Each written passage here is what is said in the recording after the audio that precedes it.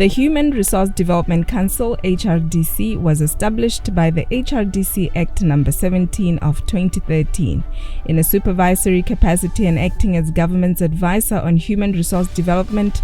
The HRDC provides a platform for public sector, private sector and civil society to collaboratively drive the national human resource development strategy.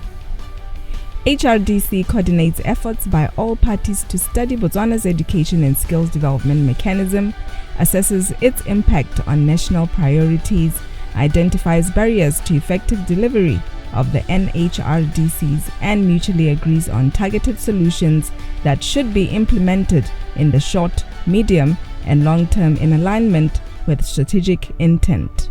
In today's episode, HRDC rolls out an appreciation of the 4 primary functions for appreciation of its stakeholders. The 4 main functions being Department of Funding, Department of Statistics, Research, Development and Innovation, Department of Human Resource Development Planning, Supply, Department of Human Resource Development Planning, Demand.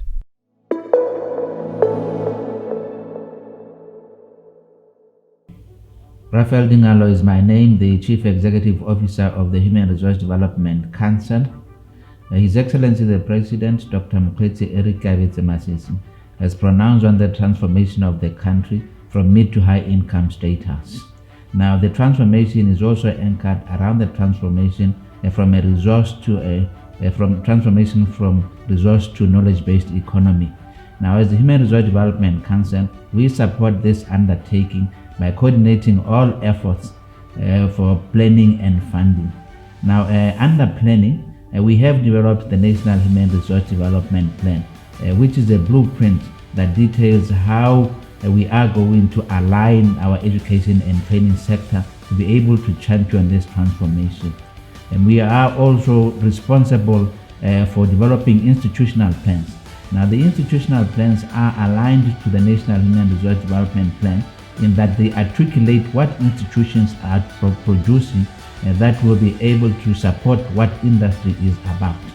And now, in as far as the funding is concerned, we know that government transformation agenda is currently hampered by the fact that there is high unemployment in the country and also globally.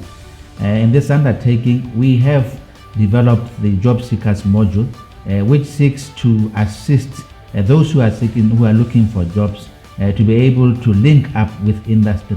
This undertaking, I call upon all the job seekers and industry to register in our job seekers module. And all these efforts are meant to support the government transformation agenda.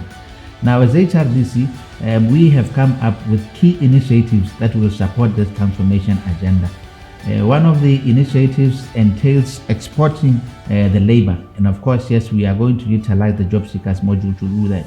Whereas we would then engage with all the embassies to ensure that they register their job seekers or their employers wherever they are world over to register in our job seekers, to provide an opportunity for our graduates to be able to apply wherever they are.